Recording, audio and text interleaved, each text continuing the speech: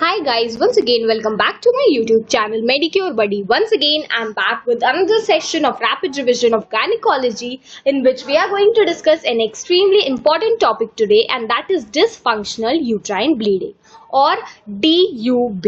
ठीक है, DUB क्या है? एक स्टेट है अब नॉर्मल यूट्राइन ब्लीडिंग की, बट इसमें कोई भी पेल्विक पैथोलॉजी नहीं होती है।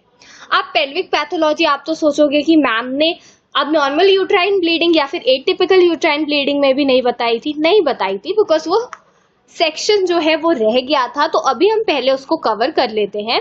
तो देखिए, ये है इटियोपैथोलॉजी ऑफ AUB, दैट इज अब normal uterine bleeding, which is the continuation of yesterday's lecture that I have uploaded.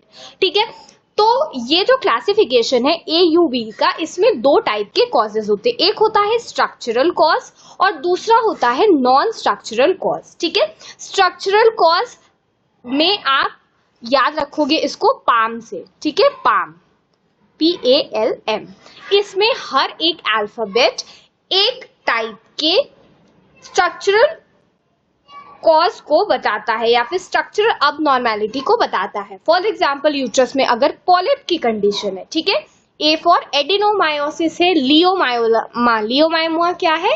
This is fibroid. ठीक है, और M क्या है? मैलिग्नेंसी या फिर एंडोमेट्रियल हाइपरप्लेजिया है।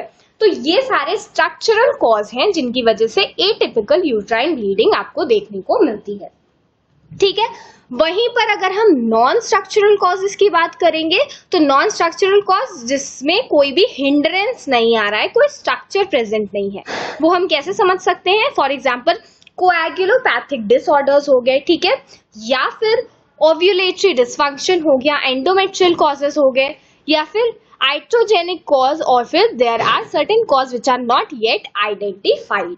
ठीक है, तो आपको कोइन COEIN, this is the short form for the non-structural causes of abnormal or atypical uterine bleeding.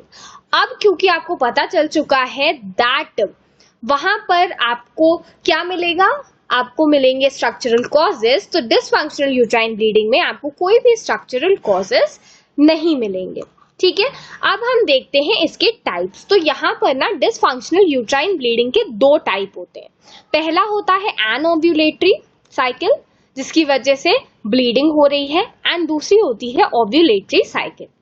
एनओव्यूलेटरी cycle 80% of cases में देखने को मिलती है, और ओव्यूलेटरी डिसफंक्शनल यूट्राइन ब्लीडिंग कब मिलती है? 20% ऑफ केसेस में। अब एनओव्यूलेटरी की अगर हम बात करें तो threshold bleeding of puberty menorrhagia, इसमें क्या होता है? मेट्रोपैथिका हीमोरेजिका इज अ टर्म, आपको ध्यान में रखना है, ये पूछा जा सकता है। मेट्रोपैथिका हीमोरेजिका या फिर सिस्टिक ग्लैंडुलर हाइपरप्लेशिया, ये किसके अंडर आता है? ओव्यूलेटरी के अंदर आता है या नॉन ओव्यूलेटरी की, या फिर सॉरी एनओव्यूलेटरी के अंदर आता है या फिर ओव्यूलेटरी के अंदर आता है? तो आपको ध्यान में रखना है, this comes under anovulatory cycle. Premenopausal DUB, that is atrophy of endometrium, भी इस टाइप की ब्लीडिंग में ऑब्जर्व होता है।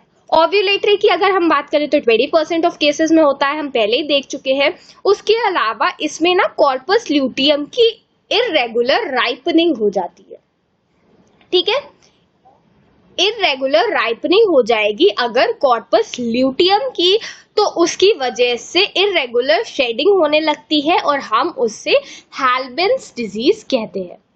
आईयूसीडी का इंसर्शन कर सकते हैं, आईयूसीडी के इंसर्शन की वजह से ओव्यूलेटरी ब्लीडिंग हो सकती है, या फिर फॉलोइंग स्टरलाइजेशन ऑपरेशन ये चीज देखने को मिल सकती है। ठीक है, so friends, this is it about today's session in which we have discussed dysfunctional uterine bleeding. I hope I made you all understand. अगर आपको कोई भी डाउट हो तो आप मुझसे कमेंट सेक्शन में पूछ सकते हैं। इस वीडियो को लाइक करना, अपने फ्रेंड्स और बैचमेट्स के साथ शेयर करना बिल्कुल मत भूलिएगा। मिलते हैं नेक्स्ट वीडियो में। Till than happy learning.